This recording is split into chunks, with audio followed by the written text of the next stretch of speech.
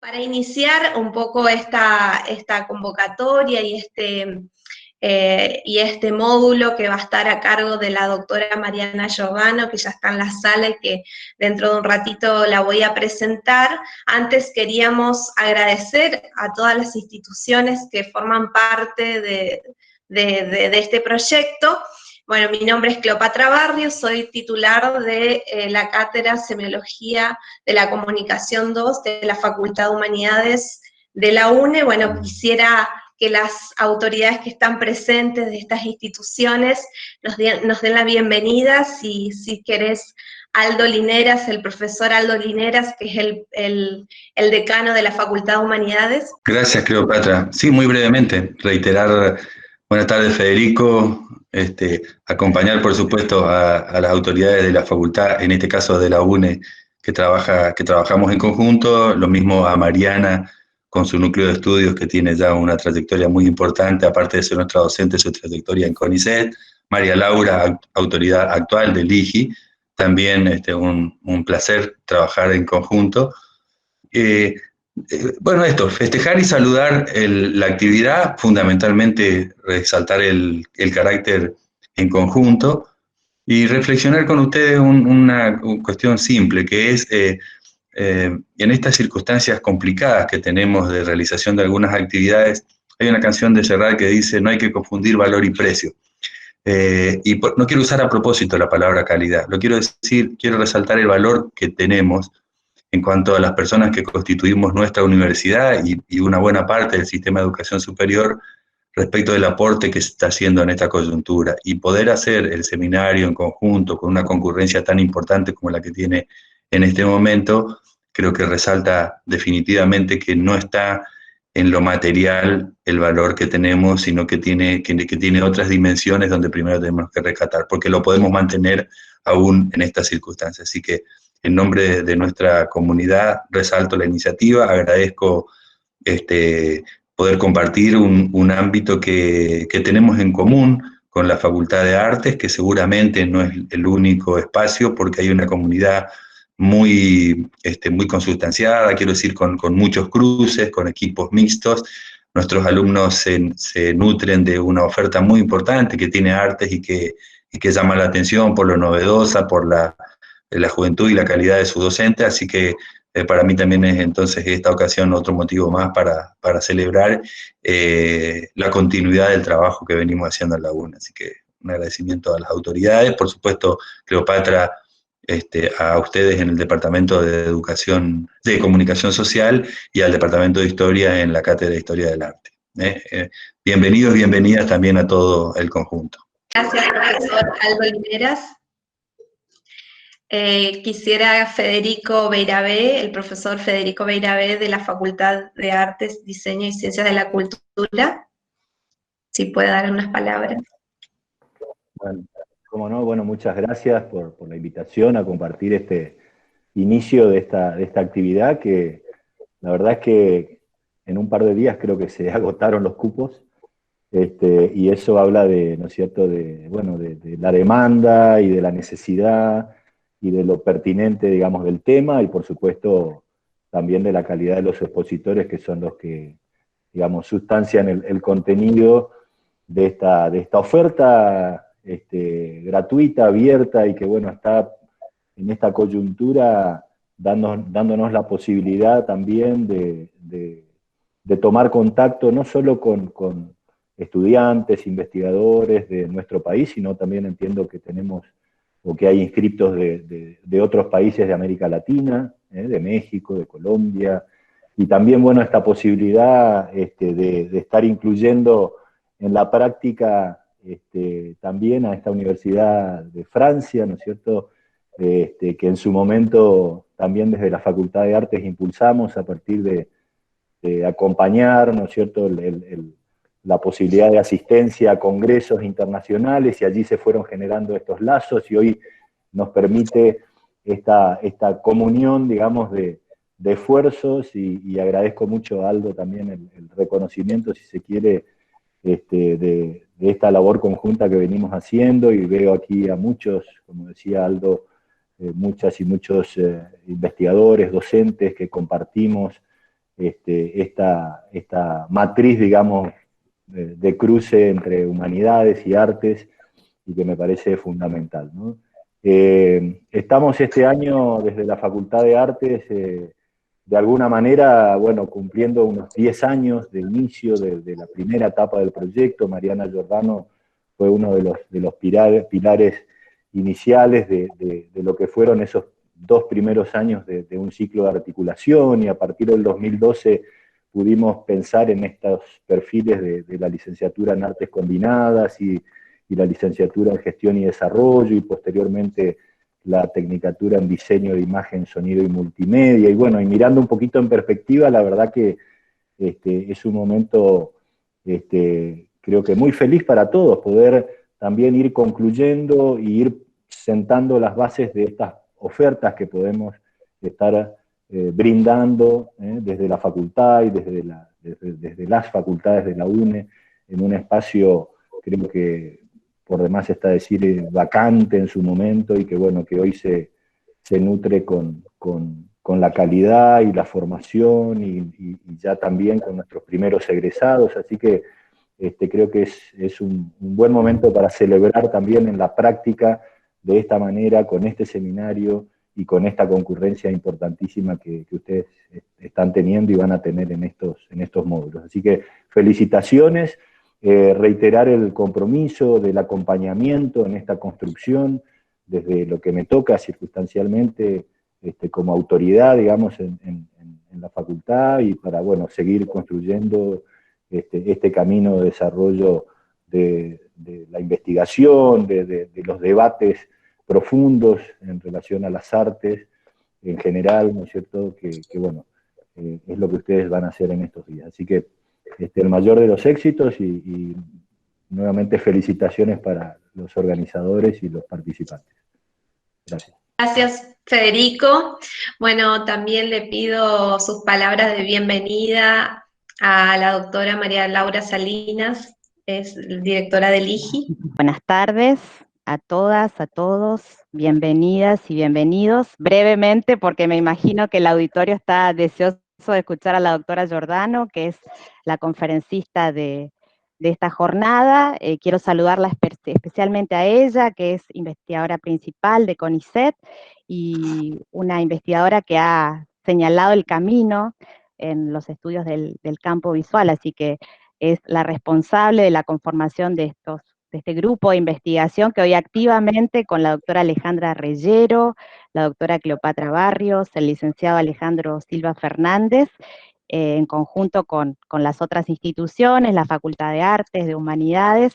Quiero señalar que somos los mismos en todas las instituciones, ¿no?, porque somos todos investigadores de CONICET, profesores en la Facultad de Humanidades, profesores en la Facultad de Artes, y esto es lo que hace a la potencialidad de nuestras instituciones, ¿no?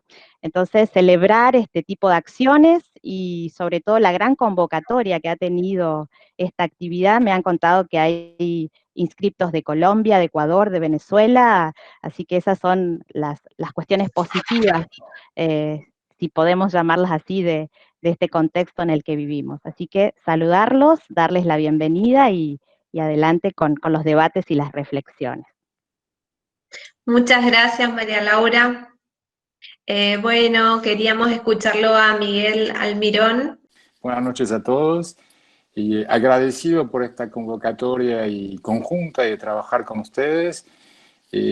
Hace algunos años ya que establecimos una relación con Cleopatra y Mariana, que han venido a la universidad y han dado 2 seminarios acá en Francia, y a partir de ahí establecimos una relación, y espero que esto continúe. Este es justamente este gesto y esta forma de compartir los conocimientos de un lado al otro. Es uno de los nudos que van a continuar y establecer los enlaces, los lienes. Discúlpenme, pero estoy un poco con las 2 palabras entre el francés y el español. En todo caso, muchísimas gracias, Cleopatra, por haber organizado conjuntamente con todas las otras entidades. Muchas gracias, Miguel. Bueno, les agradecemos a todas las autoridades que bueno, tuvieron la deferencia de acompañarnos en este lanzamiento, este seminario, que si bien es un seminario que no es de posgrado, es de actualización, ha tenido mucha convocatoria, ya tenemos más de 140 personas ahora en la sala, pero tenemos alrededor de 240 inscriptos, así que vamos a ir viendo cómo se desarrolla de aquí a diciembre. Bueno, comento rápidamente, como un poco todos saben, porque bueno, ya les hemos enviado a través del correo electrónico, y si alguno no recibió, nos puede poner aquí en el chat algún inconveniente que tuvieron, pero bueno, habrán recibido el programa del seminario, también una lectura sugerida para esta primera etapa, este primer módulo. Y vamos a tener 7 módulos a partir de ahora hasta el 11 de diciembre que se van a emitir a través de Google Meet, y vamos a partir del mes que viene, a partir de octubre, cuando ya procesemos todos los datos y también tenemos una lista de espera por cupo de personas que no lograron ingresar al cupo que habíamos establecido en una primera etapa. Vamos a ver si podemos incluirlos también, y a partir de allí, sí, ya a partir del mes que viene se va a habilitar la plataforma de Moodle de la UNE, que nosotros los vamos a matricular y ya van a recibir en sus correos electrónicos respectivos cómo seguir las actividades a través de esa plataforma. Bueno, como un poco María Laura ya contó, bueno, el módulo que sigue va a estar a cargo del licenciado Alejandro Silva Fernández, luego la doctora Alejandra Reyero, luego el doctor Gonzalo Zubia, que es investigador de la UBA y de la Universidad Nacional de Quilmes, el doctor Leonardo Murolo, que también es investigador de la Universidad Nacional de Quilmes, y también es docente de la Universidad Nacional de La Plata, Miguel Almirón, a quien acaban de escuchar, Carlos Quiñones, Darío Román, y quienes hablan. Vamos a estar cerrando el último módulo el 11 de diciembre, ¿sí? Bueno, ahora voy a presentar a la doctora Mariana Giordano, que todos y todas están esperando para escuchar. Y la modalidad del encuentro de hoy va a ser el siguiente. Está en la sala también el licenciado Patricio Monzón Batilana, quien va a estar tomando el tiempo y también va a estar revisando todas las preguntas que tienen en la sala, en el chat, a partir del chat, y en los 40 minutos que exponga la doctora Giordano nos va a avisar para ir redondeando, y luego sí dar lugar a las preguntas, al debate. Y también está en la sala el licenciado Alejandro Silva Fernández, quien dará unos comentarios finales y las preguntas disparadoras para seguir el debate y articular con el módulo que sigue. Así que bueno, doy la bienvenida a la doctora Giordano. Buenas tardes a todos, todas. En primer lugar, quería agradecerle a Cleo, porque si bien esto fue una organización de varias cátedras, fue ella la que coordinó todo, y la verdad que, como siempre, muy organizado, y pudo, me parece, armar un programa muy interesante para empezar a discutir distintas cuestiones vinculadas a contextos situados. Justamente me interesó ese concepto de lo situado. Antes de que sigas, Mariana, quiero presentarte, bueno, Mariana, la doctora Mariana Giordano es profesora, es licenciada y doctora en Historia, es magíster en Epistemología y Metodología de la Investigación, es profesora titular de la Cátedra de Historia del Arte de la Facultad de Humanidades de la UNE, es académica delegada por el Chaco, por la provincia del Chaco, en la Academia Nacional de Bellas Artes de la Argentina, es la directora del Núcleo de Estudios y Documentación de la Imagen del IGI CONICET UNE, y bueno, sus investigaciones abordan diversas problemáticas ligadas a la historia del arte, a la cultura visual, y específicamente se focalizan en lo que tiene que ver con la fotografía y el cine etnográfico en el Gran Chaco argentino, ¿no? Y tiene publicados 16 libros y decenas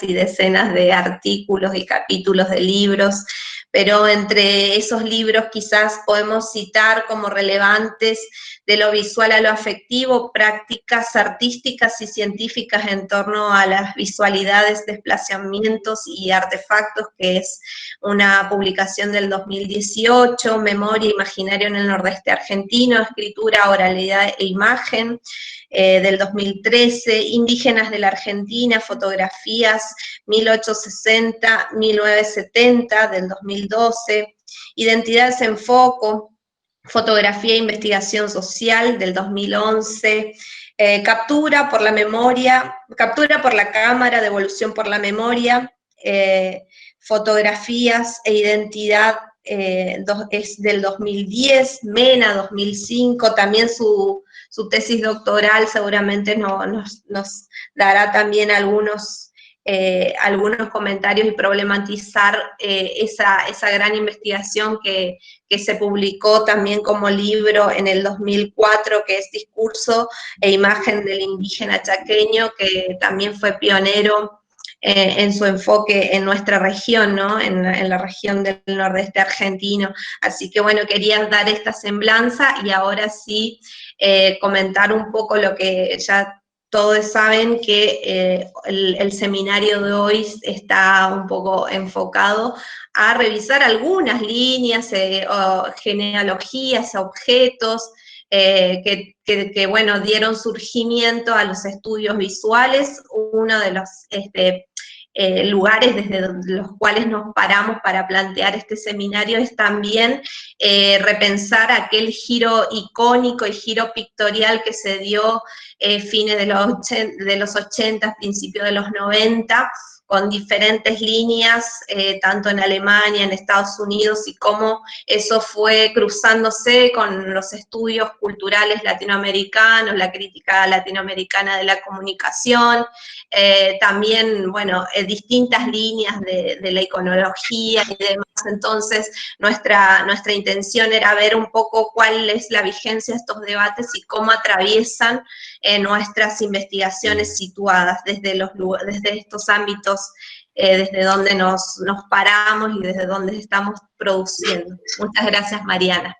Gracias, Cleo. Bueno, como comentó Cleo, la idea hoy era compartir un poquito una aproximación a los estudios visuales en un primer momento, porque, y ahí voy a pedir disculpas a algunos que probablemente ya tienen una fuerte formación o muchas lecturas sobre esta problemática, pero también estamos con un conjunto de alumnos y demás que nunca han oído hablar de los estudios visuales. Entonces voy a hacer como una breve introducción a los estudios visuales, y luego contar un poquito desde la experiencia en investigación y la experiencia de docencia en un ámbito como el nordeste argentino, cómo se fueron dando algunas investigaciones, las mías, por un lado, que bueno, obviamente son las que más manejo, pero también hacer referencia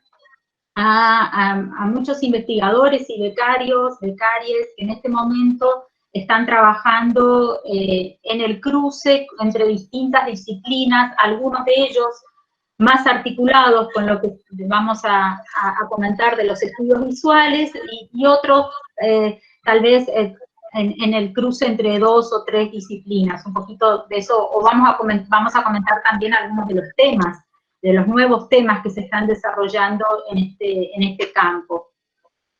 En primer lugar, bueno, Leo recién comentaba que los estudios visuales comenzaron a desarrollarse en los 90 aproximadamente, y la emergencia de estos estudios visuales se corresponden en realidad con un interés creciente y renovado en esta década en torno a la imagen. Y bueno, cuando me puse a pensar la genealogía, bueno, yo también en los 90 empecé mis primeros trabajos, pero obviamente que después lo voy a retomar. Nosotros no conocíamos muchas veces acá todavía los debates en torno a estas problemáticas que se estaban dando particularmente en Europa y en Estados Unidos. Así es que podemos mencionar como 2 espacios institucionales en los que comenzaron estas reflexiones en torno a ese giro de la imagen hacia la imagen, que fueron obviamente también espacios de institucionalización posterior de los estudios visuales, uno de ellos el anglosajón, con la presencia de Mitchell como uno de los referentes iniciales, y el otro el ámbito alemán, que en realidad, bueno, es discutible decir que está en el ámbito de los estudios visuales, pero digo que también en los 90, en el ámbito alemán, hay una fuerte discusión en torno a la denominada Bildwissenschaft, perdón, mi alemán, que vendría a ser una ciencia de la imagen, con la fuerte presencia de Bohem como uno de los referentes iniciales. Pero también tenemos que pensar que en los 90, esta emergencia de los estudios visuales se dio luego de 3 décadas en las que el arte también había causado cambios profundos en la producción y conceptualización. El surgimiento de nuevas formas de producción visual que no necesariamente se limitaban al ojo, las relaciones entre arte y espectáculo, la masificación de los espacios expositivos, los mass media como espacios de circulación de la obra de arte, la ruptura de las relaciones entre lo culto y lo popular, el creciente rol del espectador como co-constructor de una obra, entre algunos de los tantos aspectos que ya desde los 60 se fueron dando primero en la producción artística y en los ámbitos expositivos, y que obviamente derivaron entonces en nuevas reflexiones también. Pero además esas nuevas formas de producción se conjugaron con la emergencia de conflictos sociales, de la liberación de la mujer, la teoría feminista, la teoría postcolonial, que sin duda permitieron que los campos disciplinares comenzaran a tratar otros temas, y vamos a ver acá también la relación, obviamente, con los estudios culturales que comentó Cleo, temas que van a emerger en estos contextos. En ese sentido, podemos decir que los estudios visuales también fueron una respuesta reflexiva y crítica a formas de producción que se venían dando en la praxis, como a la necesidad de abordar sobre nuevas problemáticas que iban más allá de las materias específicas de la historia del arte, aunque también las contenía, obviamente. Pero también de expandir, este concepto de un campo expandido que lo plantea Brea, de expandir la historia del arte hacia los estudios culturales de lo artístico, con nuevas metodologías que iban más allá de las históricas o de los abordajes estéticos. Y ahí nuevamente la íntima relación que tuvieron con los estudios culturales, pero también influido por la historia de las representaciones. Aquellos que vienen del ámbito de historia seguramente habrán visto en historiografía Roger Chartier, por ejemplo, la historia cultural, los trabajos de Benjamin que comienzan a ser muy revalorizados en la relación imagen-sociedad y el carácter masivo de la cultura contemporánea, y también una fuerte influencia de la sociología de la cultura y la antropología y el redescubrimiento de los recursos audiovisuales, como en la revalorización que en el campo de la historia del arte comienza a darse de la producción de Aby Warburg y su interés en una ciencia de la cultura, ¿no? En la que la imagen es concebida justamente como un fenómeno de la cultura. Pensemos lo que decía antes, que en realidad los espacios disciplinares que se habían dedicado tradicionalmente al estudio de las imágenes eran la estética y la historia del arte, que a la vez en los 90 se habían convertido en campos un poco anquilosados, digamos, que no estaban dando respuestas a esas nuevas prácticas artísticas y a la relación de esas prácticas con los fenómenos sociales que mencionábamos también. Si bien podemos decir que la sociología, la antropología, la psicología también, entre otras disciplinas, habían incursionado en los estudios sobre la imagen, podemos decir que en el ámbito académico la estética y la historia del arte continuaban teniendo una fortaleza institucional en métodos y paradigmas que la sostenían, ¿no? Así es que las diferentes definiciones que comienzan a asumir los estudios visuales condensan todas esas experiencias que comenté, tanto en el campo de la reflexión como de la producción del arte. Y es por eso que Mitchell plantea que la cultura visual transforma la historia del arte en una teoría de las imágenes y que se extiende a las prácticas de ver y mostrar.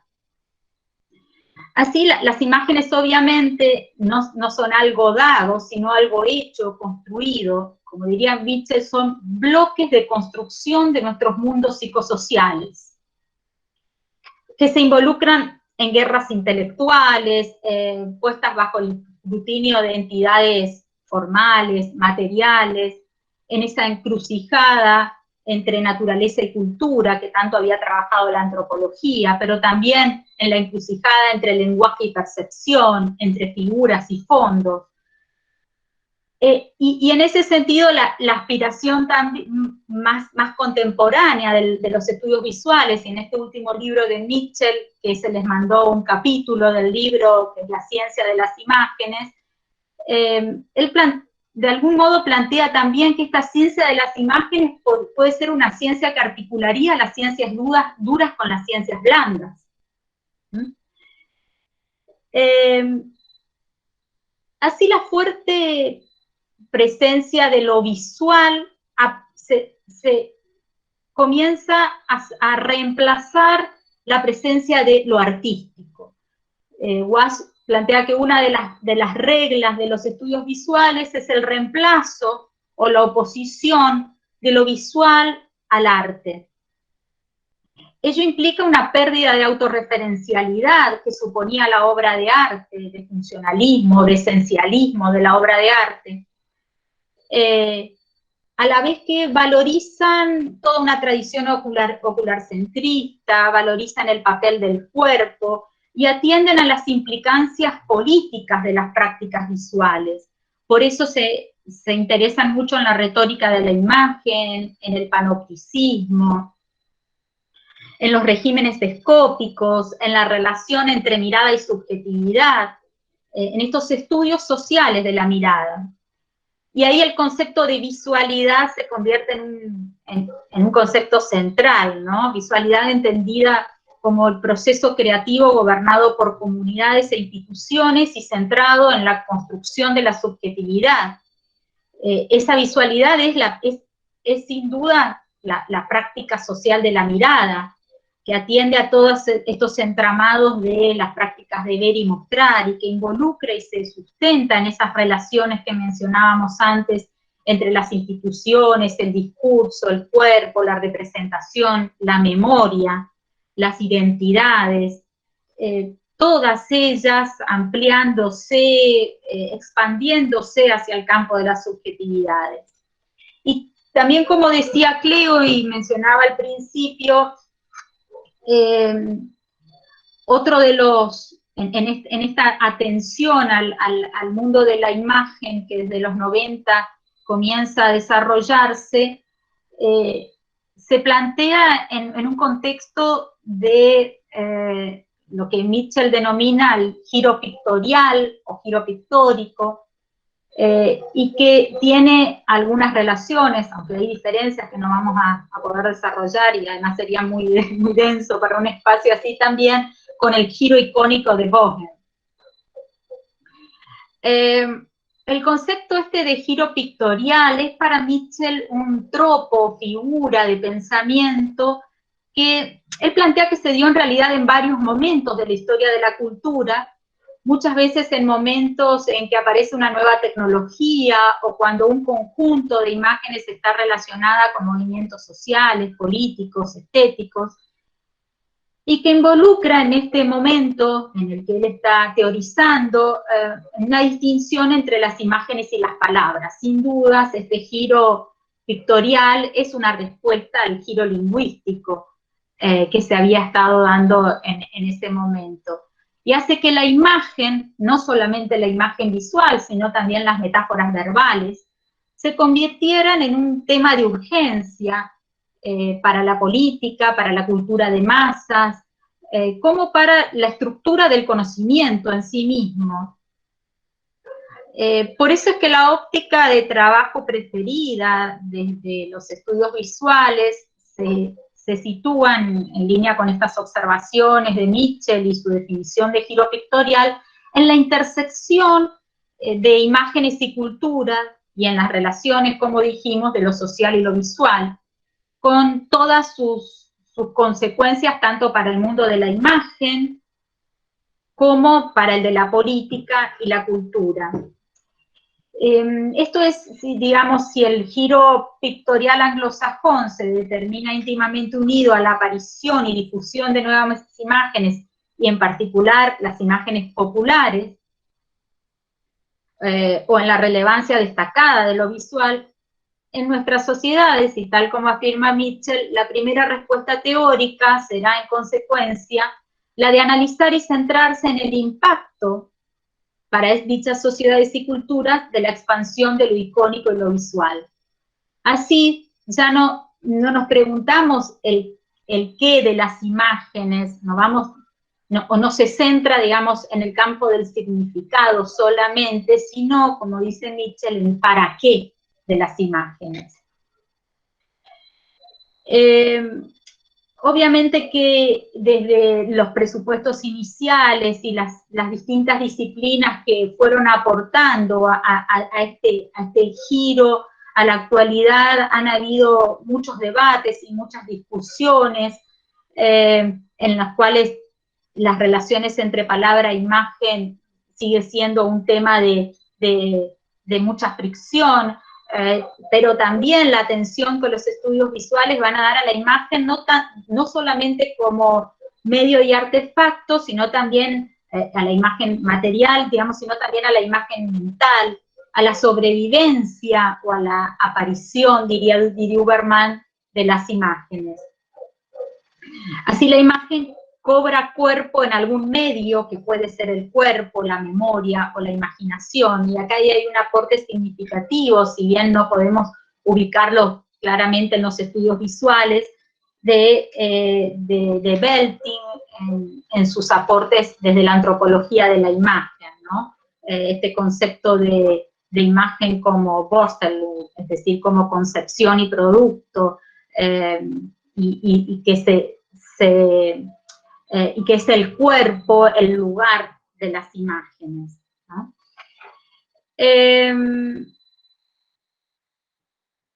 Bien, decíamos que uno de los conceptos centrales de los estudios visuales es entender que lo visual se encuentra entre lo social y lo cultural.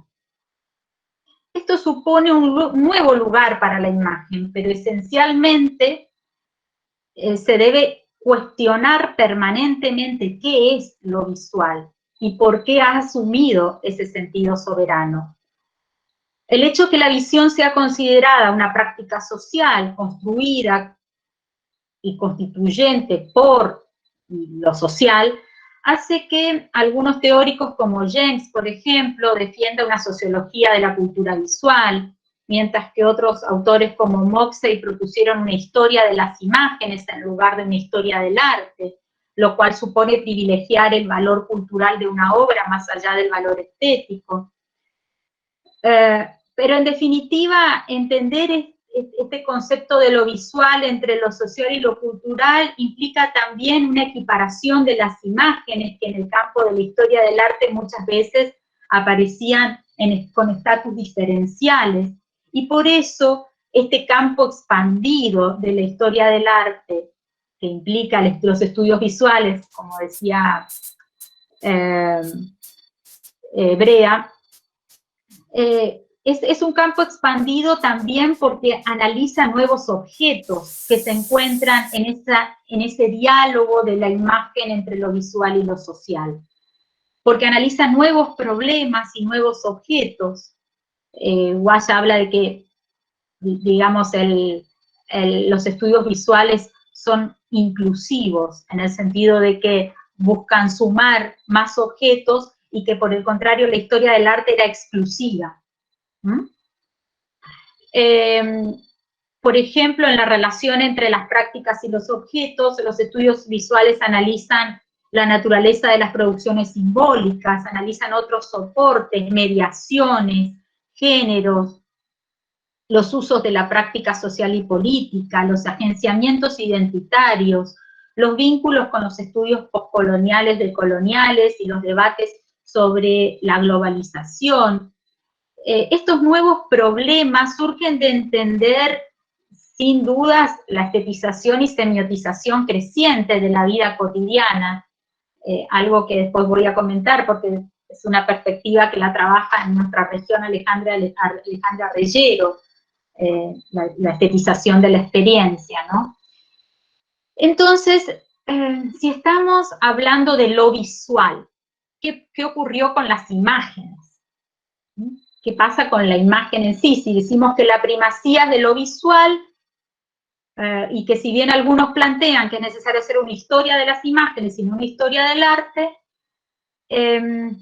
acá me parece que aparece un aspecto central de los estudios visuales, que es entender que no existen medios puramente visuales, porque la visión no es meramente óptica, sino que todos los medios son mixtos.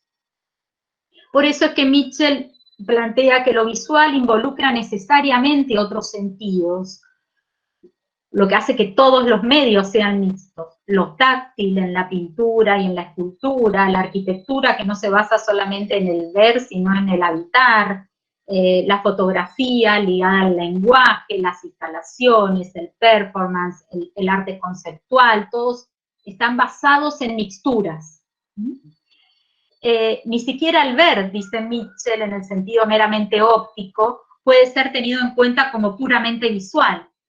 Así, este autor es contundente cuando afirma: no existe ningún medio puramente visual, porque de entrada no existe la percepción visual pura.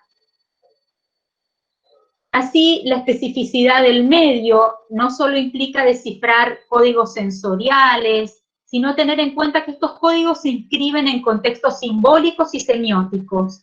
En cuanto a la producción y circulación de imágenes, lleva consigo muchos matices más que subjetivos, sino también políticos, económicos, sociales, intereses de raza, de género, de identidad, dejándonos entrever entonces que la transdisciplina, o la indisciplina, diría Mitchell, puede ayudarnos como una receta, justamente teniendo en cuenta que es a través de la producción del significado cultural que nuestra relación con lo visual es posible, y que nos debemos introducir a la noción de producciones culturales insertas en complejos actos de ver, que resultan de todas esas combinaciones de operaciones textuales, mentales, imaginarias, mediáticas, sensoriales, etcétera, es que la pertinencia de los estudios visuales no puede acotarse a una de las disciplinas que mencionábamos antes, sino que debe entenderse en un campo transdisciplinar. Ahora, no solamente los actos de ver, sino también los actos de hacer son estudiados por los estudios visuales, y ahí también hay una fuerte influencia de Foucault, sin duda, ¿no? Pero entonces, volviendo a este nuevo campo que también se va a constituir en universidades de Estados Unidos y de Europa, como también como campos dentro de las universidades, es que la interdisciplinariedad va a ser la herramienta a la que se va a acudir de acuerdo al objeto que se esté trabajando. Justamente ese desmantelamiento del medio que hablábamos antes y el carácter mixto y relacional de lo visual demanda estos distintos métodos de abordaje, métodos, formas, aproximaciones. La falta de método, de un método, es probablemente una de las objeciones que los más fuertes que los detractores de los estudios visuales hacen a los estudios visuales, ¿no? De que no hay un método. Y bueno, ahí es que sin duda la fortaleza de los métodos, del manejo de los métodos disciplinares y la posibilidad de cruzar unos con otros es lo que le puede dar riqueza, pero la cuestión está en el manejo de los métodos disciplinares, ¿no? Eso es un poco lo que quería como compartir en relación a la parte teórica de los estudios visuales, ¿no? Pero volviendo a nuestra región, que un poquito mencioné al principio, yo dije en los 90, cuando yo comencé, cuando me recibí, comencé a trabajar en historia del arte, en realidad, ni desde el ámbito institucional, ni desde el ámbito de la investigación, había una comunidad muy consolidada. Pensemos que, por ejemplo, había 3 cátedras de estética e historia del arte en distintas facultades y que no había vínculos incluso entre ellas.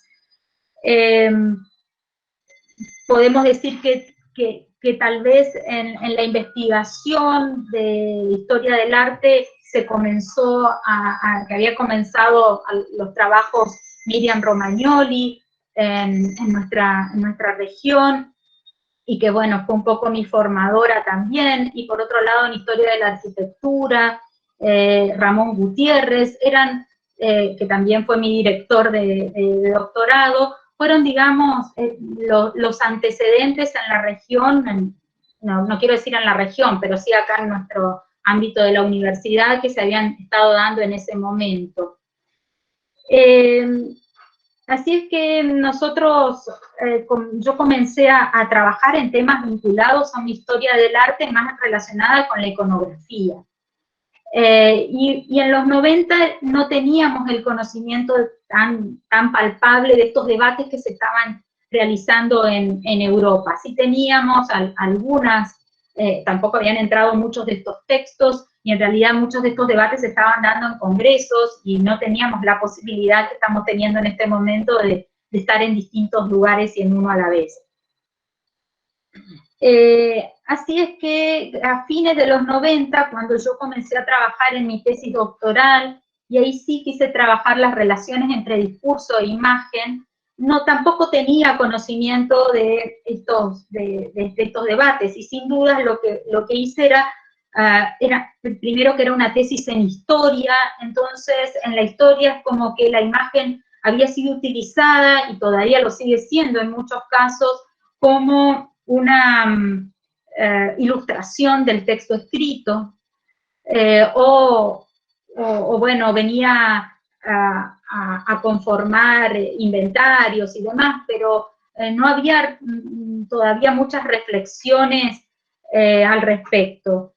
Y entonces, digamos, cuando yo quise trabajar el discurso escrito y la imagen visual sobre el indígena chaqueño, me fui valiendo de herramientas que venían de la historia del arte, de la iconografía, que era lo que yo más o menos manejaba, y del análisis del discurso, de algunas herramientas de la semiótica que conocía, y como sí comencé a leer varios textos de antropología, pero tampoco había una discusión en el ámbito académico de la antropología del arte ni de la antropología visual.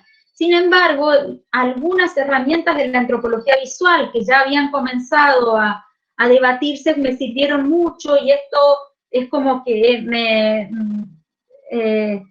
tuve una fuerte relación, digamos, con estos textos. Aunque en ese momento tampoco se hablaba de estudios decoloniales, sino de los postcoloniales, y bueno, ahí también había una cuestión. Yo también en ese momento es como que hice una mirada crítica a las relaciones entre tecnologías, discursos, prácticas y sujetos en la tesis doctoral que después derivó en ese libro que comentó Cleo, Discurso e Imagen sobre el indígena chaqueño. Y a partir de ahí comencé a trabajar de forma más fuerte la fotografía. De hecho, también en los estudios académicos en la Argentina había muy pocos antecedentes, desde una mirada que no fuera nada más de una historia de la fotografía de sujetos productores y temas de producción. Pero sí, y esto es paradójico, en la Argentina los primeros trabajos en historia de la fotografía se empezaron a dar en espacios del coleccionismo. Eran los congresos de historia de la fotografía que estaban organizados por gente que venía que eran coleccionistas. Y que bueno, nosotros ahí lo que tuvimos es la posibilidad de estar en contacto con colecciones a las que muchas veces era muy difícil poder acceder, ¿no? Y estos espacios nos permitían un acercamiento. Entonces, a partir de ahí comencé a trabajar en ese momento el texto de Burke, lo visto y no visto, fue muy fuerte, y entonces comencé a trabajar lo visible y lo invisible, pero también la genealogía de las imágenes, los estereotipos visuales y la construcción de alteridades en los contextos de producción de la imagen. Y luego, también en mucho vínculo con un conjunto de colegas, eran ya un equipo consolidado en Chile, que sí fueron pioneros en Latinoamérica en el abordaje de la fotografía de indígenas, que es el equipo que dirigía Margarita Alvarado en Chile. Bueno, la verdad que el intercambio con ellos fue sumamente fructífero. Ellos, de hecho, lo que tenían era un equipo donde había gente que venía de estética, otros antropólogos, historiadores, documentalistas, fotógrafos, es decir, eran un equipo interdisciplinario. Y a la vez comenzamos acá a conformar, a la vez que digamos, tenía estas miradas de varias disciplinas, a conformar lo que hoy es el NEDIM, que se creó en el 2003, es el Núcleo de Estudios y Documentación de la Imagen, porque sin dudas lo que a mí me preocupaba era que no había ningún espacio de intercambio en nuestros ámbitos académicos y universitarios para poder debatir cuestiones relacionadas al arte, no era lo visual todavía en ese momento el concepto que se trabajaba tan fuertemente, ¿no? Al arte, a la imagen, y entonces me parecía que poder intercambiar con investigadores, con becarios, con docentes que venían de otras disciplinas, era algo que podía ser fructífero. Y bueno, de hecho que lo fue. El NEDIM desde el 2003 a la actualidad ha sido un espacio de intercambio, y hoy tenemos de distintas disciplinas, desde licenciados en arte, en comunicación, arquitectos, licenciados y doctores en arte, obviamente, gente que viene de la literatura, de las letras, gente que viene de la sociología, de la antropología, de la psicología, de la historia. Bueno, yo creo que soy la única historiadora y algunos pasantes que están en este momento como historiadores. Entonces, a la vez entonces que me vinculé con espacios que trabajaban de manera interdisciplinaria, comenzamos a construir acá también un espacio en este sentido. Y mis trabajos fueron derivando luego no solamente en trabajar los contextos de producción de la imagen, sino también la circulación y las apropiaciones y las instancias de recepción, que trabajé con fotografía en las comunidades indígenas, las relaciones entre memoria e imagen, la visualidad y los sentidos de pertenencia, las relaciones entre poder, instituciones, visualidad y etnicidad. Y estos últimos años estuve trabajando sobre etnocartografías visuales, o sea, la manera en que las imágenes construyen espacios y sujetos. Y así es que fui abordando distintos objetos, no solamente la fotografía, los álbumes como artefactos, las cartas, también pinturas, audiovisuales, videojuegos, también prácticas culturales. Trabajé en un momento también en cementerios populares y colecciones. Y bueno, también en estos últimos años hice un fuerte cruce con la teoría decolonial, justamente para desmantelar las matrices coloniales de la visualidad, ¿no? Y me parece que en ese sentido es también muy potente. En este grupo interdisciplinario que comenté, creo que aquellos que estamos trabajando, que hemos hecho algunas investigaciones más vinculadas a los estudios visuales, en general están relacionados con problemáticas identitarias, ¿no? Ale Reyero trabajó conmigo el tema de fotografías de indígenas, pero ahora, y ella, como dije antes, está como muy ligada a la estética, y bueno, y trabajó este concepto de la estetización de la experiencia de Bátimo, y también está trabajando distintos dispositivos y mediaciones de la imagen contemporánea. Cleopatra, bueno, ellas van a hablar después en otros de estos encuentros, pero para hacer como un paneo de lo que se está trabajando. Cleo con las problemáticas vinculadas a la religiosidad popular y a distintas prácticas populares, y el rol de la imagen en estos contextos. Cleo también tiene una fuerte formación en semiótica, ella maneja mucho la teoría latinoamericana de la comunicación, que en el ámbito latinoamericano sin duda ha tenido una fuerte influencia en los estudios culturales y en los estudios visuales. Entonces, Cleo también ha trabajado las relaciones entre culto y popular, entre las prácticas y las representaciones, también en diferentes dispositivos, y lo interesante es que atendiendo incluso a la densidad histórica de las producciones a través del estudio de las capas sedimentadas de representación.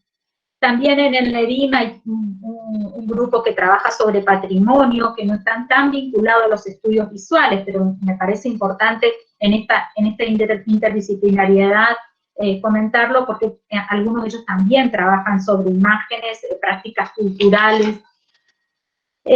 La relación de la imagen con los estudios de género está siendo un campo muy fructífero en el NEDIM en este momento. Bueno, acá está Andy Head, que hace poco defendió su tesis doctoral sobre feminismo y arte, mujeres y arte en el Nordeste, ha trabajado mucho sobre esto. Cheche, Alejandro Silva Fernández, que trabaja estudios de población LGTBI, desde los estudios de cine, comunicación. Disculpe, doctora Giordano, le quedan 5 minutos. Disculpe. Perfecto. Gracias. Ya enseguida termino. Gracias. Guadalupe Arqueros, que también, ella viene de la filosofía y de la estética, y que está trabajando sobre mujeres en la representación fotográfica. Agustina Gallio, que trabaja colectivos transgéneros en Corrientes, centrado en la categoría biopolítica de la monstruosidad. Adriana Mambrín, que trabaja fotografía sobre prácticas performativas de colectivos feministas en el espacio público del NEA. Por otro lado, no en relación a los estudios de género, sino a todo el estudio de colecciones, archivos y artefactos. recientemente defendió su tesis doctoral Emanuel Cantero, construyendo lo que dio en denominar Atlas Fogonis. Todavía no está publicado, pero realmente va a ser algo muy impactante, porque es la construcción de un nuevo fogón de los arrieros en formato multimedial. Y también en el NEDIM se están desarrollando varios trabajos, bueno, sobre el fogón de los arrieros. Es un trabajo en equipo que venimos desarrollando hace mucho tiempo y que incluso han estado colaborando como pasantes en algunos momentos Alejandra Muñoz, que la estoy viendo, por eso me acuerdo, bueno. Y en este momento también nuestras últimas incorporaciones son antropólogos, porque muchos estamos vinculados a la antropología en nuestros trabajos, pero en el instituto ni en el NEDIM no había muchos antropólogos, y bueno, entonces Carolina Soler está trabajando sobre cine indígena, que ya ha defendido su tesis doctoral sobre esta problemática, y ella además produce con las comunidades indígenas, y Franco Pasarelli, que está trabajando desde una perspectiva antropológica el análisis del cine documental, también, si bien no está en nuestro instituto, pero asociada a muchos de estos proyectos, Angustafson también, que trabaja sobre estas problemáticas. Así que esto es como el ámbito interdisciplinar en el que nos estamos moviendo en este momento. Y cumpliendo con los 40 minutos, corto acá para dar espacio a las preguntas, los comentarios, los intercambios, etcétera, que creo que siempre es lo más enriquecedor. Muchas gracias, Mariana. Quisiera, mientras Patricio lo que va a hacer es, va a ir viendo todas las preguntas que ustedes tengan en el chat. Mientras tanto, quisiera preguntarte un poquito, Mariana, voy a compartir pantalla para mostrar algunas cosas de Mariana que traje para compartir, y quería hacer algunas preguntas en torno a eso, de la vasta obra de Mariana. Quería, antes de ingresar un poco a esta obra que es Discurso e Imagen sobre el indígena chaqueño, y sobre todo teniendo en cuenta, Mariana, que vos sos titular en una cátedra de Historia del Arte, y un poco la nombraste a Miriam Romagnoli, un poco ligado a esta cátedra, y a tu investigación también se articula con la docencia, y como planteaste un poco que este giro pictorial, el giro icónico, habilitó pensar un poco la historia del arte como un campo expandido. ¿En qué medida considerás que los postulados de los estudios visuales influyeron o no en una modificación o una reconfiguración de los programas y las formas de enseñanza de la historia del arte? La verdad que puedo hablar un poco por nuestra región, ¿no? Por nuestra universidad, no voy a hablar de otros ámbitos. Yo creo que en la enseñanza del NEA continúa una formación académica disciplinar, ¿no? De hecho, siguen existiendo los departamentos que existieron históricamente, al menos en humanidades, y esto en ocasiones entonces no facilita la posibilidad de identificar problemáticas que pueden ser trabajadas interdisciplinarmente. Eso también hace, bueno, también hay una cuestión respecto de los planes de estudio, ¿no? Los planes de estudio, muchos planes de estudio son antiguos, entonces los contenidos mínimos a los que un docente tiene que guiarse para poder elaborar su programa son bastante limitantes. Y esta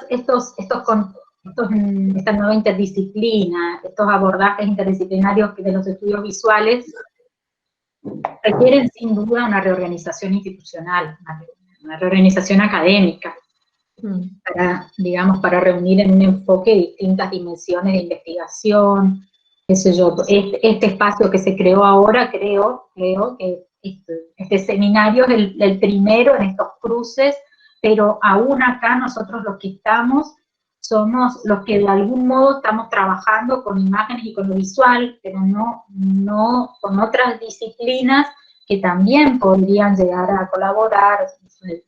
En la Facultad de Artes hay carreras de cultura, entonces me parece también se puede llegar a pensar en una reorganización académica diferencial, pero no la veo en este momento. Bueno, quizás después algunos de los asistentes, participantes puedan comentar cuál es la situación en sus ámbitos de investigación y docencia.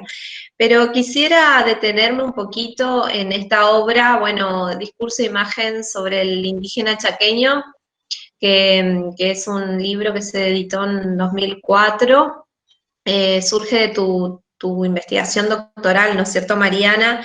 Y allí vos analizás los modos en que distintos discursos, como los del Estado, las iglesias, la ciencia y el periodismo, fue construyendo un imaginario del indígena chaqueño, básicamente sustentado en la oposición civilización-barbarie, ¿no? Es como bastante amplio y hay varios episodios como hitos que vos vas marcando y que vas trabajando. Y en ese marco repasás el abordaje de lo que fue la masacre de Napalpí, ocurrida el 19 de julio de 1924. Yo quería preguntarte cuáles fueron un poco esos esquemas discursivos que identificaste y cuál fue el rol de la prensa en principio, para luego ir específicamente a hablar de la fotografía. ¿Cuál fue el rol de la prensa en este tratamiento? Yo planteo 3 grandes esquemas que a su interior tienen también sus vueltas, que sería un poco largo acá, pero el primer esquema sería el esquema civilizatorio que se dio entre fines del siglo XIX y principios del XX, en el que la imagen central es la del indio infiel, salvaje, bárbaro, la que a su vez trasladaba a la autoimagen del blanco cristiano civilizado, ¿no? Porque, bueno, en estas construcciones de las alteridades se perfilan también los límites de las identidades. Entonces, claramente, al hablar de un otro infiel, bárbaro, salvaje, se está construyendo también un nosotros. Y este imaginario central no distinguía grupos étnicos, sino que revelaba la idea, tanto en lo visual como en lo textual, que visto un indio, visto todo. Podríamos hablar mucho de cuáles son los componentes de esa imagen central, ¿no? Pero sería muy extenso. El segundo esquema que planteo es un esquema integracionista que se dio luego de las campañas militares al Chaco, que terminan aproximadamente en 1911-1912, y que plantea la imagen central del indio desposeído y explotado, y la del indio menor de edad e indefenso. Esto daba lugar a muchas articulaciones del Estado a partir de esa imagen, y Napalpí justamente que se convirtió como en un símbolo de ese esquema integracionista, porque fue una de las reducciones que se crea al finalizar las campañas militares. La otra es la de Bartolomé de las Casas y Ameguino en Formosa. Y el último esquema que planteo es el esquema reparacionista reivindicatorio, que tiene una fuerte impronta del indigenismo, toda la corriente indigenista que tuvo mucha fuerza en los 60, en distintos lugares. Acá, digamos, se consolidó la imagen del indio víctima en oposición al blanco victimario. Y bueno, si bien este esquema este discurso era muy fuerte también en los representantes del indigenismo chaqueño, no fue privativo de ellos, ¿no? Y en cuanto a lo que me planteabas de Napalpí y el rol de los medios, bueno, yo en ese libro tengo un capítulo que trabajo justamente la prensa en torno a Napalpí, porque fue muy... Yo puse aquí, Mariana, algunos recortes que vos me habías facilitado de parte de tu corpus documental. En este caso creo que estamos viendo los recortes del diario La Voz del Chaco. Claro. Sí, en realidad los diarios que se editaron acá en Resistencia y que muchos diarios de Buenos Aires replicaban de Buenos Aires y también de algunos otros lugares del país, mostraba la imagen del primero, que era un levantamiento indígena, ese era el concepto que la prensa posicionó y que respondía obviamente a los intereses del Estado y de justificación del accionar policial, ¿no? Y además planteaba en sus discursos, y que también eso se puede ver en muchos telegramas de los colonos de la zona que están en los archivos, el discurso de la vuelta del malón, ¿no? Uno leyendo, acá de hecho este que estás proyectando, Cleo, dice al margen del malón, ¿no? Es como que reaparecía permanentemente esta idea del malón, que sigue permeando en muchos de los discursos actuales respecto del indígena. Pero por otro lado, quería comentar, la masacre fue en 1924, en 1925 se publica en Corrientes, porque en realidad era un diario chaqueño, pero que estaba censurado en el Chaco, el Heraldo chaqueño, Heraldo del Norte, según el momento tuvo un nombre o el otro, y el Heraldo desmantela todo este discurso mediático que se había dado un año antes. Y es re interesante porque uno está viendo cómo en 1925 estos periodistas se pusieron a deconstruir los discursos periodísticos de los otros diarios, ¿no? Entonces reproducían lo que había dicho y daban su opinión de lo ocurrido, ¿no? Realmente es un número especial sobre Napalpí, es una joya ese número del Heraldo chaqueño. Claro, ¿y cuál era la posición acá de La Voz del Chaco que estamos viendo? Porque, bueno, esta es una publicación del 21 ya de julio, y fíjate ahí como dice el titular, la tranquilidad ha renacido en la zona del levantamiento indígena, cómo se posiciona frente a lo que fue la masacre, que nunca se habla de masacre, ¿no? Por lo menos en estos recortes nunca se habló. Era sublevación o levantamiento, ¿no? Nunca se habló de masacre, pero aparte era levantamiento, y en ningún momento, en algún momento dan a entender de que había desacuerdos acerca de lo que se les pagaba dentro de la reducción a los indígenas que trabajaban en el campo, ¿no? Pero en realidad no, ellos son, todo el discurso de La Voz del Chaco es consecuente con el discurso del territorio nacional del Chaco en ese momento. Y había otro diario también en ese mismo tono, era El Colono. El Colono es un diario previo, que yo lo analizo incluso previo a Napalpí, como el Colono sin duda es el mismo nombre del diario, que está digamos, representando a los colonos.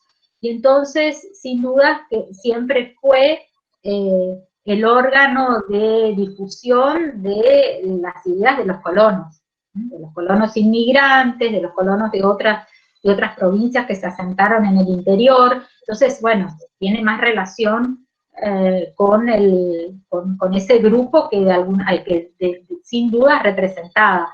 Pero en realidad se viene, en el Colono uno advierte que se está viniendo el malón, entre comillas, ¿no? Ya desde una década antes, no es que solamente en el 24, o sea, siempre aparecía alguna referencia a los indígenas como sujetos violentos, de los cuales se podía esperar cualquier cosa y que había que tener mucho cuidado y que asolaban con sus entradas a los campos del interior. Eso aparece en forma repetida ya previo a la masacre, ¿no? Pero los hechos de la masacre sin duda son puestos en conocimiento público recién un año después, a partir del Heraldo, porque si lo que planteaba La Voz del Chaco era sin duda el discurso del gobernador en ese momento del territorio nacional del Chaco, Centeno. Entonces los diarios sin duda fueron los órganos de legitimación de la masacre. Y desde tus primeros trabajos, bueno, acá hablamos un poco de la prensa, pero en el libro ya empezás a trabajar este concepto de la fotografía como agente de una política de dominación cultural, ¿no? Y vas hablando un poco de las continuidades y de las transformaciones en los modos de mirar y de fotografiar, ¿no? Al indígena desde esas primeras fotografías de viajeros, antropólogos, incluso, bueno, desde su lugar de la ciencia, la fotografía antropométrica y hasta fotografías que un poco rompen con ese esquema, como los de Hans Mann, que está ahí justamente la portada de Discurso del Indígena Chaqueño, del discurso de imagen sobre el indígena chaqueño, como también las fotografías de Greta Stern, ¿no?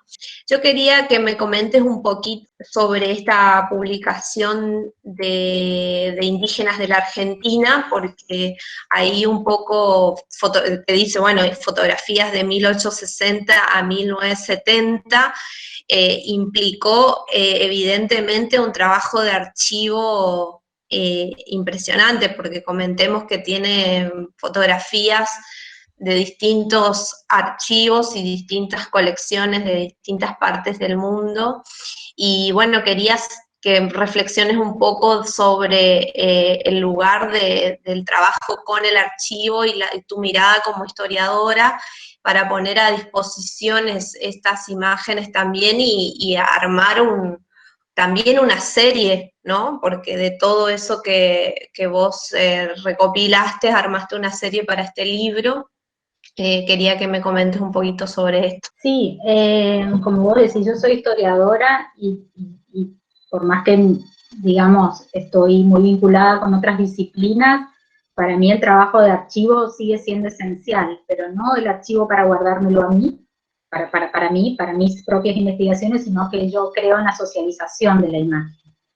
Y entonces lucho mucho por eso, porque bueno, también he escrito algunos textos sobre el problema de los archivos y de las, como fotos de casa de algunos investigadores o de algunas instituciones, ¿no? Ahora, el porqué del trabajo de archivo. Me parece importante la deconstrucción del archivo por un lado, pero también me parece importante el para qué de las imágenes. O sea, para qué yo voy a usar esas imágenes que las obtengo del archivo, ¿no? Y bueno, entonces, por eso es que también en algún momento hicimos mucho trabajo con las mismas comunidades, volviendo con las imágenes que nosotros, con toda una cuestión también ética pero yo estoy yendo a las comunidades con unas imágenes que yo estoy a la vez diciendo que son símbolos de dominación. Pero en definitiva lo que buscaba era poner las imágenes como herramientas de diálogo, o entablar a partir de las imágenes diálogo con las comunidades. Bueno, eso ha dado como, digamos, mucha reflexión también sobre este volver de las imágenes a las comunidades. Lo que sí pude ver es que ha habido una apropiación de algunas de ellas. Está bien que yo no continúo yendo permanentemente y que los sujetos receptores van cambiando también, ¿no? Pero sí lo que veo es que con algunas imágenes que producen un puntum, diríamos, en un sujeto hay una apropiación muy fuerte. Eso me pasó, por ejemplo, con las imágenes de Lechman Nietzsche obtenidas en la masacre de Napalpí. Acá hay una imagen, bueno, justo se está tapando justo el compartir pantalla me tapa el epígrafe, pero ¿nos podés contar un poco? Me interesa mucho, sobre todo porque, bueno, vos dentro de ese libro también está esta imagen y vos trabajaste como una serie de 14 fotos atribuidas, ¿no?, a Lechman Nietzsche, que además fueron incorporadas al expediente del juicio impulsado por la Fiscalía Federal del Chaco, que busca que la masacre de Napalpí sea declarada delito de lesa humanidad, ¿no? Entonces es interesante, además de este trabajo con las comunidades, con estas imágenes, también ver un poco cómo vos problematizás la cuestión de la visibilidad, la invisibilidad y también la fotografía como prueba en el marco de esto, ¿no? De este juicio. Sí, bueno, ahí ya después dictaminará la justicia si es prueba o no. Ahora sí me la han solicitado y yo las entregué, ¿no? Pero así como yo la entregué a la Fiscalía, también las trabajamos con las comunidades. De hecho, la primera vez que yo conseguí estas 14 imágenes que se encuentran en el Instituto Iberoamericano de Berlín hace varios años, yo ya había estado en Colonia Aborigen, que es donde fue la masacre de Napalpí, ya había estado previamente, había trabajado con imágenes, pero no con estas, porque no las tenía en ese momento. Cuando las tuve, justo habían ido al Instituto Juan Chico y David García de la comunidad COM para ver algunas imágenes, para ver lo que yo estaba haciendo, y les muestro estas imágenes. Y ahí fue muy fuerte, porque esta es una, que es la del avión que tanto las comunidades, tanto Mocoy como COM, que vivieron en la masacre de Napalpí, mencionaban la presencia de este avión. La documentación de la época también hablaba de la presencia del avión con distintos fines, y ahí hay por ahí diversidad de versiones respecto del rol del avión en la masacre. Pero ¿puedes comentar para muchos de los participantes, incluso que no son de nuestro país, en qué consistió esta masacre, contar un poco esto del rol de este avión y demás? La masacre de Napalpí era una reducción indígena creada por el Estado Nacional, que tenía un administrador y donde vivía una población concentrada en esa masacre, en ese espacio, que trabajaban, hacían distintos labores agrícolas y de trabajo de la madera.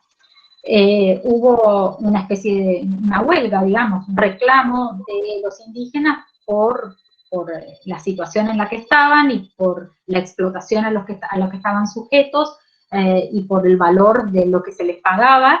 Entonces se retiraron con sus familias a un lugar en el monte y estuvieron sin trabajar un tiempo.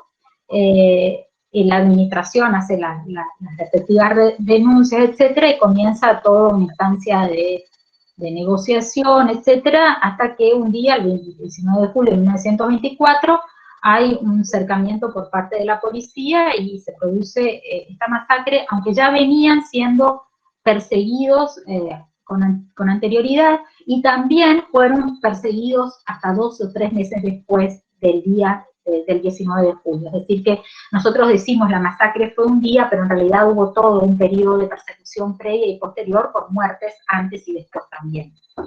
Este es un avión civil, pero que estaba piloteado por una persona militar, era del Aeroclub de Resistencia, que se trasladó a este espacio.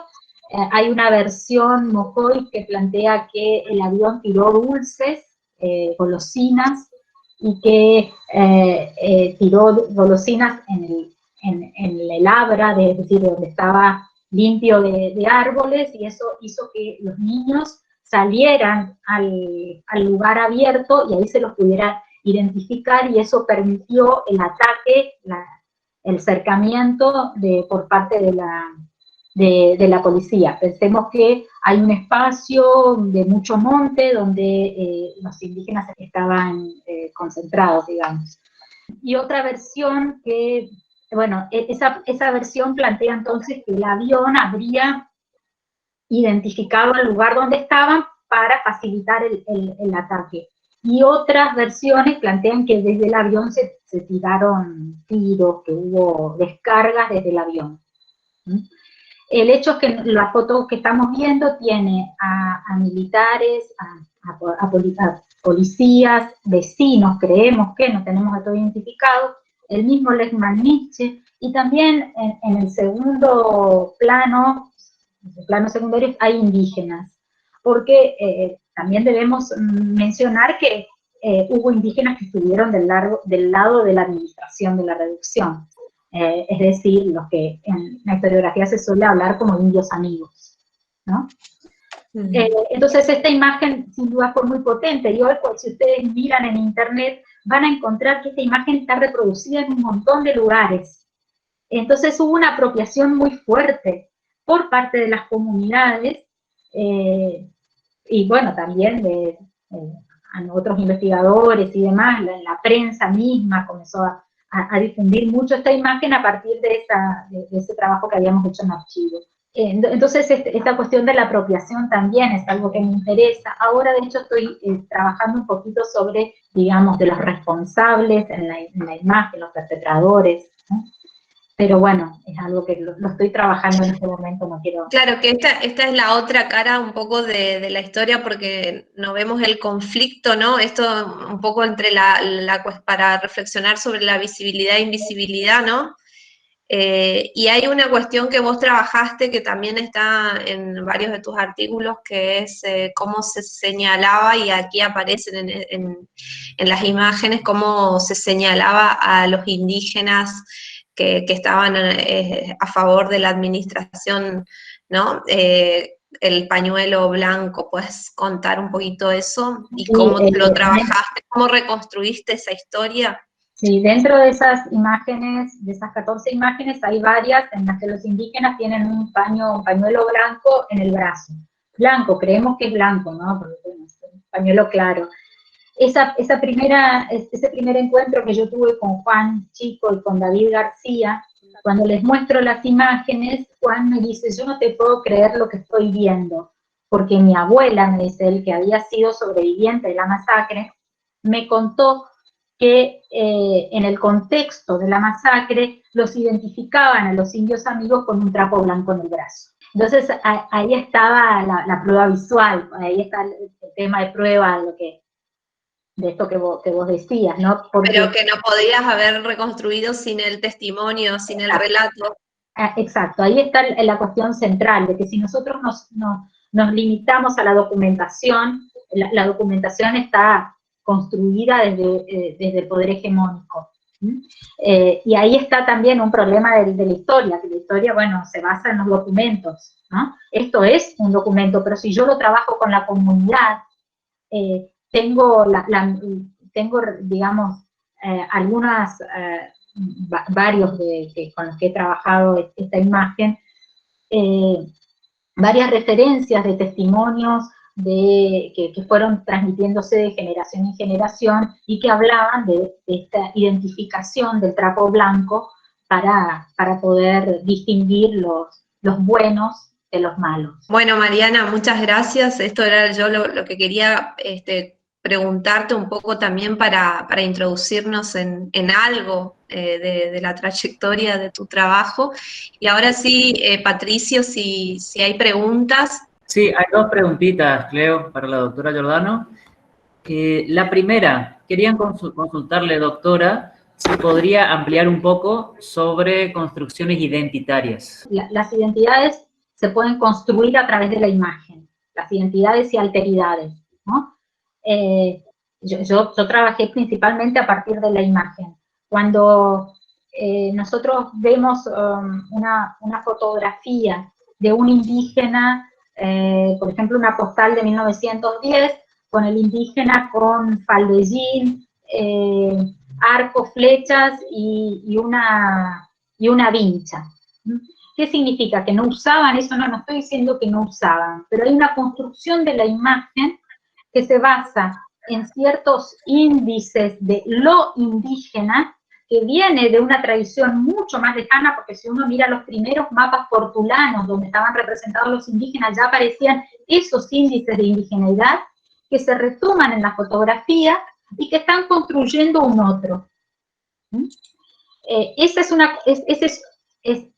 Construir una identidad desde un nosotros.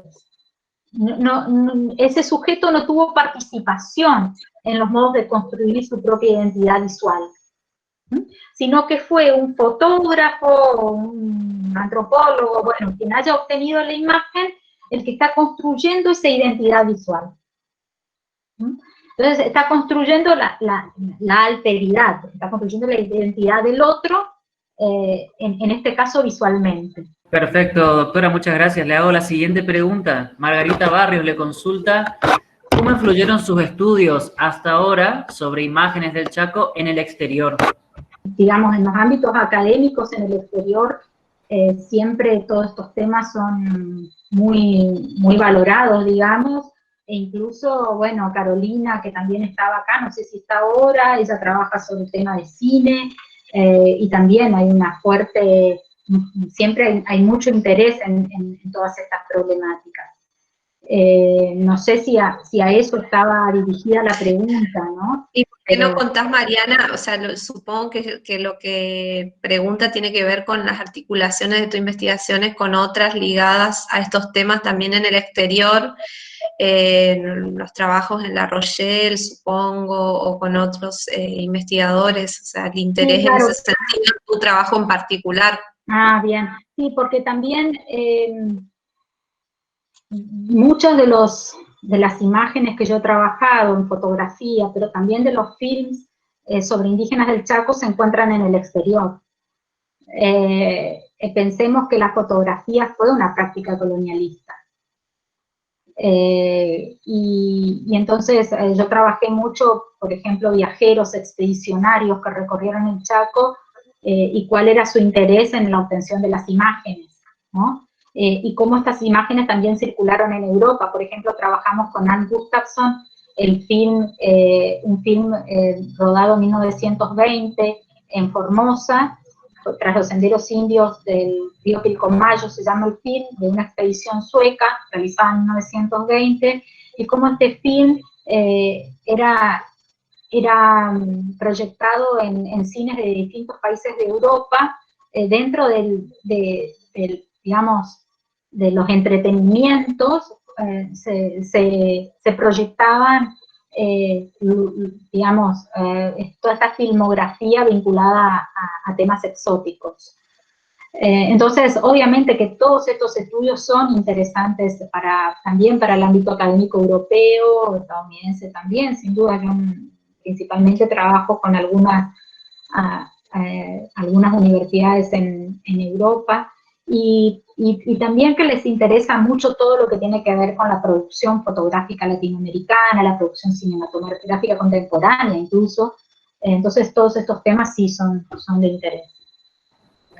Gracias, doctora. La siguiente consulta que le hacen es si podría explayarse un poco más sobre el concepto de estetización de la experiencia que mencionó. Ay, es que eso lo va a trabajar Alejandra Reyero en otra de los encuentros, pero bueno, esto tiene que ver con toda una idea del fin del arte que se dio en el campo de la filosofía, y que plantea en realidad que hay una explosión de la estética fuera de los límites institucionales del arte, y que entonces la experiencia estética se evidencia como un hecho integral y deja de estar solamente circunscrita a espacios tradicionales como el museo, la galería, el teatro, la sala de conciertos, el libro incluso, y de esta forma entonces el fin del arte estaría relacionado con una estetización general de la experiencia. Y esto obviamente supone entender que en todos los ámbitos hay... y ahí también la influencia de los medios de comunicación masiva, hay una experiencia de belleza, ¿no? Y esto también tiene que ver con la experiencia de las imágenes en general, ¿no? Bátimo plantea que vivimos en una sociedad estetizada, que obviamente que también tiene relación con toda la globalización, ¿no? Donde lo bello aparece en la experiencia cotidiana. De ahí viene este concepto, pero que Alejandra Reyero lo va a explicar mejor que yo. Bueno, muchas gracias, doctora. Y la última, más que pregunta, una consulta. Le consultan los alumnos dónde pueden encontrar información ampliada de las investigaciones y los investigadores que usted mencionó que forman parte de su equipo de trabajo diario. Ahí, Patricio, hemos mandado al mail, no sé si todos recibieron, hay un perfil de academia, y si no la buscan a Mariana en academiaedu.edu, y ahí está subido todo el material, y si no también el repositorio de CONICET, ¿no? Entonces, sí, ahí pero la pregunta era para todos los que yo nombré que trabajan en el MEDIN. En la página del Instituto de Investigaciones Geohistóricas están los nombres de quienes integran el NEDIM, y uno puede comunicarse con ellos o puede entrar a sus respectivos perfiles de academia o de CONICET. A través de CONICET también se pueden pedir los textos que uno quiera. Uno entra, o sea, ahí van a encontrar los nombres de todos los que integran el NEDIM. Aquellos que son de CONICET pueden entrar en CONICET, ponen su nombre y les aparece todo lo que tienen producido. Y lo pueden pedir también a través de la misma plataforma de CONICET, o, como les digo, a través del IGI, del Instituto de Investigaciones Geohistóricas, igi.gov.ar. Bueno, muchas gracias, doctora. Por ahora no hay más preguntas. No sé si alguien tiene alguna consulta más. ¿Alguna? Sí, abrimos en este momento si alguien quiere comentar o quiere también abrir la cámara y comentar algo al respecto, y luego sí ya vamos a ir al cierre a cargo de Alejandro Silva Fernández. Quería hacer una pregunta un poco más, no sé si como para variar un poquito, pero para retomar una cuestión más del principio, que era la cuestión metodológica y de la interdisciplinaridad, que es preguntarle si cómo ve la cuestión de si se puede generar investigación desde la práctica artística o desde la práctica de crear imágenes. Por ejemplo, en mi caso, estoy empezando a estudiar la obra de algunos artistas que utilizan el montaje de imágenes que provienen de distintas temporalidades, y es una operación que es visual, no es netamente académica, o capaz que sí, pero pertenece más al palo de lo visual. Que capaz que no es muy clara la pregunta, pero sí, ¿cómo ve los problemas de este tipo de metodologías, y si cree que se puede acceder al conocimiento o a un tipo de conocimiento a través de este tipo de estrategias que son más visuales, desde lo visual, digamos, y no tanto el análisis sobre lo visual? No sé si me expliqué muy bien. Sí. Creo que sí, que por supuesto que es la investigación no sobre arte, sino en arte, ¿no? Sí, por supuesto que, obviamente que toda investigación, toda producción requiere de poder también discutir ciertas cuestiones teóricas en la obra, ¿no? O sea, vos estás trabajando en la obra ciertas discusiones teóricas, pero sí, claro que es lícito y creo que es posible, ¿sí?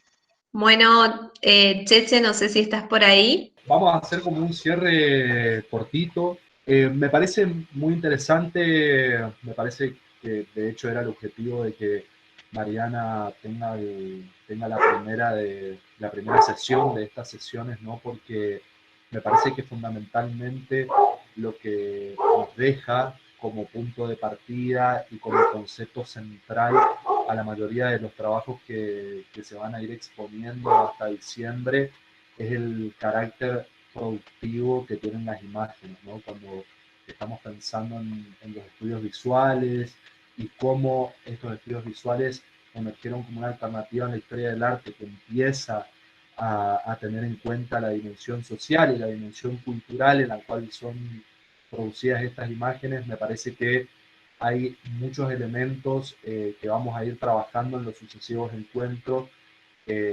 recuperando, en mi caso, por ejemplo, cuestiones vinculadas a la identidad, que también lo va a hacer Cleo desde los estudios que ella realiza, que también lo va a hacer Alejandra, también lo van a hacer Gonzalo. Me parece que lo que nos permite este primer pantallazo, y que es lo que vamos a ir trabajando a lo largo de los encuentros, es justamente cómo estas imágenes, cuando son estudiadas, cuando son analizadas y cuando son entendidas como respuestas a un determinado contexto social y cultural, definitivamente empiezan a obtener una densidad empiezan a tener un espesor mucho más denso a la hora de comprender cuál es el sentido que tienen. Y me quedo pensando en esta fotografía del avión, donde si uno no tuviera conocimiento de su contexto histórico, si uno no tuviera conocimiento de cómo los testimonios empezaron a otorgarle cierta responsabilidad, inclusive protagónica, en un hecho histórico tan terrible en la historia del Chaco como la masacre de Napalpí, me parece que es como el ejemplo más acertado para entender cómo estas imágenes definitivamente tienen una capacidad productiva. Y me parece que en algún punto nos tenemos que quedar con esa premisa para empezar a problematizar y empezar a entender los temas que vamos a ir trabajando a lo largo de los encuentros, para terminar de comprender cuál es la complejidad que tienen los estudios visuales y fundamentalmente el análisis de las imágenes dentro de su contexto. Me parece que eso, en líneas generales, creo, Mariana me va a saber corregir, que sintetiza bastante lo que estuvimos charlando. Por Sí, no, sí. Coincido, Cheche, sí. Por supuesto que hay muchísimas aristas a partir de lo que estuvo exponiendo Mariana, que podríamos profundizar, que tienen que ver con cómo este carácter productivo después se traduce en las obras que forman parte de los campos de estudio de la historia del arte más tradicional, si se quiere, cómo intervienen en la fotografía, en qué tipo de fotografía, cómo a partir de diferentes periodos por ahí el abordaje es distinto, en las imágenes en movimiento, como los documentales y el cine, que es un poco lo que vamos a ir charlando en los próximos encuentros, y sobre cómo, y fíjense qué interesante que cuando Mariana empieza un poco a comentar su propio trabajo, cómo la recuperación de la multiplicidad de discursos que están atravesando a estas imágenes, y ya sean discursos testimoniales, discursos vinculados a la prensa, el análisis que se hace de otros contextos,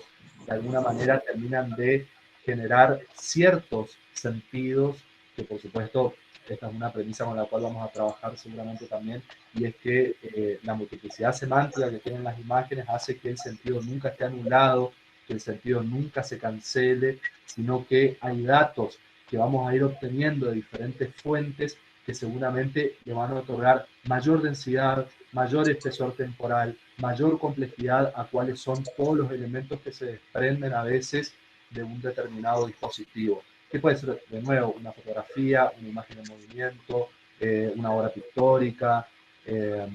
Así que me parece que como punto de partida, como el establecimiento de un tópico general o de un tópico discursivo para este seminario, me parece que de alguna manera lo que expuso Mariana nos otorga una base común a partir de la cual seguir discutiendo. Bien, muchísimas gracias. Bueno, el licenciado Alejandro Silva Fernández va a estar exponiendo en el próximo viernes. A través del mail también vamos a estar enviando las lecturas sugeridas para ese segundo módulo. También quiero agradecerle a Darío Román y a la Cátedra de Teoría y Técnica del Periodismo Audiovisual 2 que están trabajando en este momento en la transmisión en directo a través del canal de la cátedra, que también tiene muchos materiales interesantes que se realizan desde la carrera de comunicación social y que seguramente vamos a referir ya en el último módulo del seminario. Bueno, no sé si hay alguna pregunta, consulta más, y si no, les quiero agradecer a todos, todas y todes. Tenemos la presencia de la participación de gestores culturales, de artistas, de investigadores, docentes, de universidades del país, de institutos, también de universidades de Ecuador, de Colombia, de México, de distintos lugares de Bolivia. Bueno, queríamos agradecerles a todos y vamos a encontrarnos entonces en Meet el próximo viernes, que es el primer viernes de octubre, y vamos a estar enviando las novedades a través del correo institucional. Empezamos a cerrar este encuentro. Muchas gracias. Gracias, Patricio, gracias, Cheche, Alejandro, y gracias a la doctora Mariana Giordano. Gracias a todos. Chau, chau.